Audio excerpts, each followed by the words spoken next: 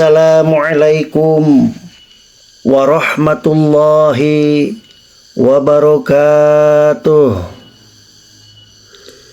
Alhamdulillahil latifir raufil mannan, al-ghaniyil qawiyyis sultanil halim, al-karimir rahimir rahmanil muhit, ilman bima yakun wa ma kana yu'izzu wa yudhil wa yufkir wa yughni kulla yawmin huwa fi sya'n. Ahmaduhu ala sifatil kamilatil hasan wa ashkuruhu ala ni'amihi wa bisyukri yazidul ata'a wal imtinan. Asyhadu an la ilaha illallah wahdahu la syarika lah al-malikud dayyan, wa ashhadu anna muhammadan abduhu wa rasuluhul mab'usu ilal insi wal jan, sallallahu alaihi wa ala alihi wa ashabihi wa tabi'in lahum bi ihsanin ma tawalatil azman wa sallama taslima, amma ba'du. Bismillahirrahmanirrahim. Rabbi syrah li sadri wa yassir li amri wahlul 'uqdatam min lisani yafqahu qawli.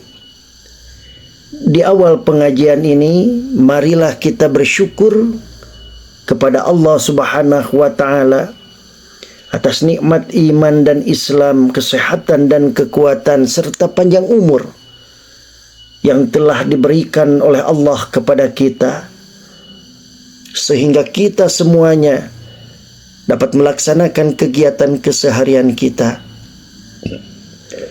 Salawat dan salam marilah kita haturkan kepada baginda alam Nabi besar Muhammad sallallahu alaihi wasallam, kepada keluarga, sahabat, pengikut-pengikutnya, hatta kita semua sebagai umatnya. Semoga kita mendapatkan syafaatul uzma fi yaumil qiyamah. Saudara-saudara, kali ini kita akan membahas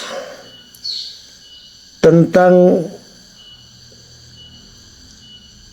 sikap percaya diri Rasulullah sallallahu alaihi wasallam, tentang keimanan Rasulullah sallallahu alaihi wasallam kepada Allah Subhanahu wa taala yang patut kita contoh.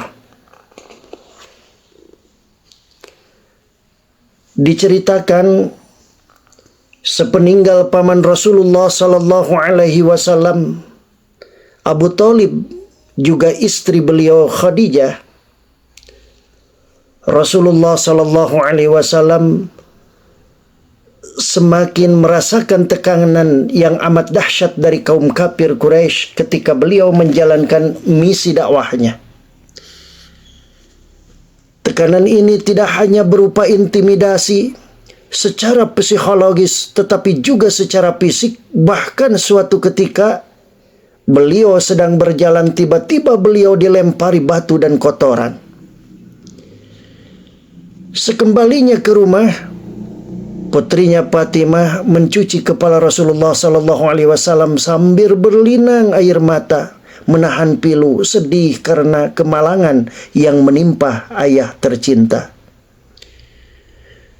Ujar Rasulullah, "Jangan menangis anakku, Allah pasti akan menolong ayahmu."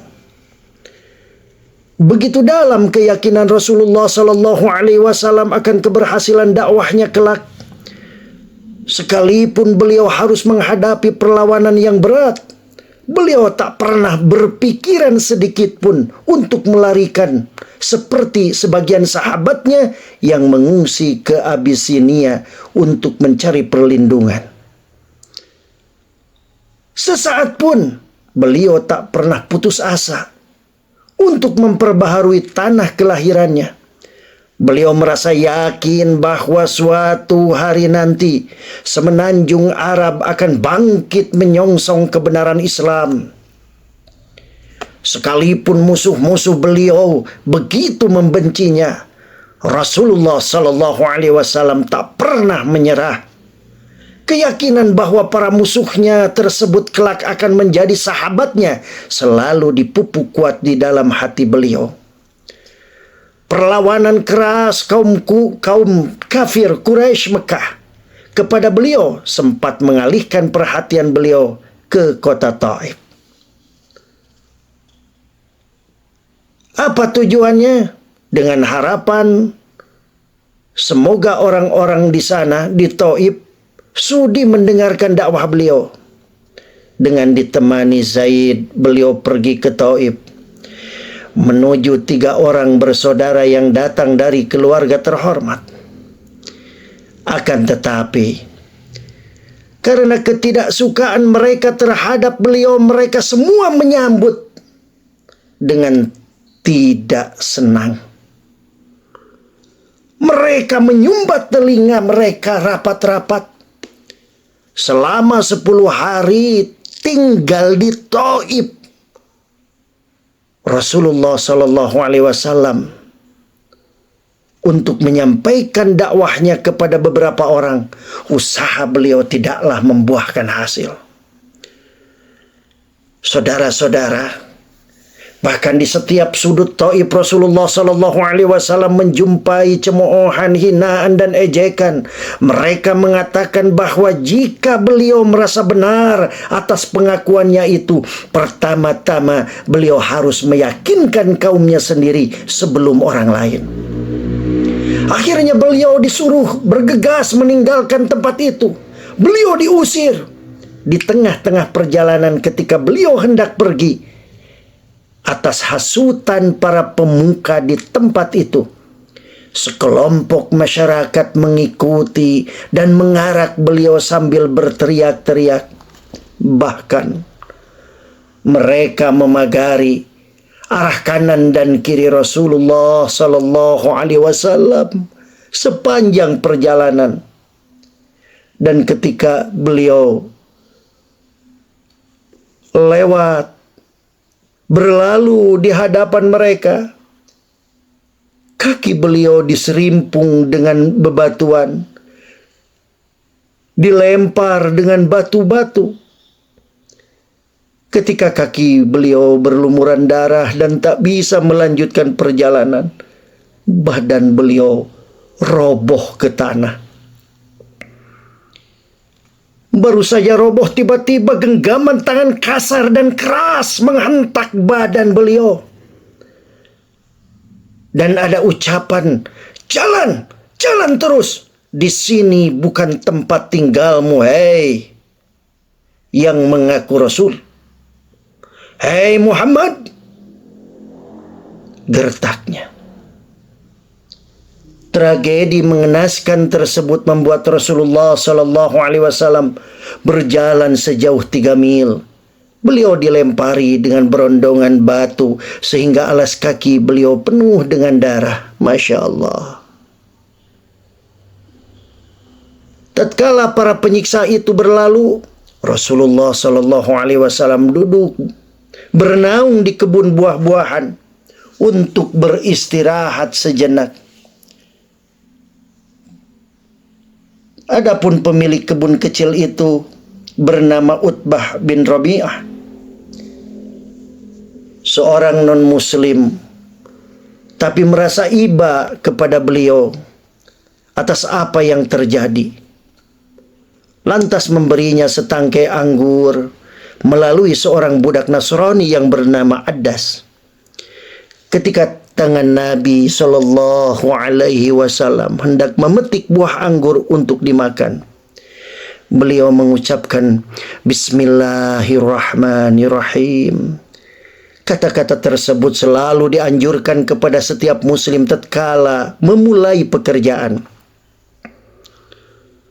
Merasa terkejut dengan ucapan Rasulullah Shallallahu Alaihi Wasallam tersebut, budak yang bernama Addas itu pun menanyakan kepada beliau perihal arti ucapan itu. Setelah mendengar tentang risalah Islam, tentang sejarah Islam, tentang perjuangan Islam dari Rasul, ia pun menerima kebenarannya. Saudara-saudara yang dimuliakan Allah, dalam kondisi yang sangat pahit karena ditolak oleh orang-orang di setiap penjuru, Nabi Muhammad SAW pun bermunajat kepada Allah Subhanahu wa Ta'ala. Doa beliau kepadanya bukanlah karena patah semangat atau mengeluh, melainkan justru karena Rasulullah yakin akan datangnya masa depan yang lebih cerah. Beliau berdoa, Allahumma ilaika ashku du'fa quwwati wa qillata hilati wa hawani 'alan nas ya arhamar rahimin. Wahai Tuhanku, kepada Engkaulah aku adukan kelemahan tenagaku dan kekurangan daya upayaku pada pandangan manusia, wahai Tuhanku yang Maha Rahim. Anta Rabbul mustad'afin wa anta Rabbi, ila man takilluni ila ba'idin yatajahhamuni au ila aduwin malaktahu amri illam yakun bika ghadabun alayya fala ubali walakin afiyataka hiya aw sa'li a'udzu binuri wajhika alladhi asyraqat bihi adh-dhulumat wa saluha alaihi amrud dunya wal akhirah min an tunazzila bi ghadabuka aw tahullu bi sakhatuka lakal atba hatta tarda wala hawla wala quwata illa bik. Engkaulah Tuhannya orang-orang yang lemah dan Engkaulah Tuhanku. Kepada siapa Engkau menyerahkan diriku? Kepada musuh yang akan menerkamku atau kepada keluarga yang Engkau berikan kepadanya urusanku? Tidak ada keberatan bagiku asal Engkau tidak marah kepadaku. Sedangkan afiatmu lebih luas bagiku. Aku berlindung dengan cahaya mukamu yang mulia, yang menyinari langit dan menerangi segala yang gelap. Dan atasnya lah teratur segala urusan dunia dan akhirat. Dari Engkau menimpakan atas diriku kemarahanmu, atau dari Engkau turun atasku azabmu. Kepada Engkaulah aku adukan keadaanku sehingga Engkau ridha. Tidak ada daya dan upaya melainkan Engkau. Saudara-saudara, kaum muslimin wal muslimat rahimakumullah. Itulah doa yang dipanjatkan oleh Nabi setelah kejadian tersebut. Sekali lagi, bukan karena putus asa, tapi karena punya keyakinan kepada Allah bahwa betul-betul akan ada kebaikan Islam ke depan. Akan ada kemajuan Islam ke depan yang lebih dahsyat. Pada hari ini saya mengajak agar kita tetap optimis sebagaimana Rasulullah SAW dalam memperjuangkan masa depan Islam. Jangan pernah kita mengeluh, jangan pernah kita merasa terpuruk. Mari kita hadapi setiap masalah yang datang dalam kehidupan ini dengan optimis, menatap ke depan. Jangan pernah ada kata menyerah dalam diri kita, karena itu dilarang oleh Allah. Jangan ada kata-kata yang putus asa. Janganlah kita berputus asa. Allah berfirman dalam Al-Quran, ya bani yadhabu patahassasu min Yusufa wa akhihi wa la tayasu min rahillah innahu la yayasu min rahillah illa al-qaumul kafirun. Janganlah kamu berputus asa dari rahmat Allah. Sesungguhnya tidak ada yang berputus asa dari rahmat Allah kecuali kaum yang kafir. Saudara-saudara, demikianlah yang bisa disampaikan. Semoga kita dapat mengambil hikmah dari apa yang sudah disampaikan, terkhusus cerita dan sejarah Rasulullah SAW. Walafu minkum wallahul muwafiq ila aqwamit thoriq. Wassalamualaikum warahmatullahi wabarakatuh.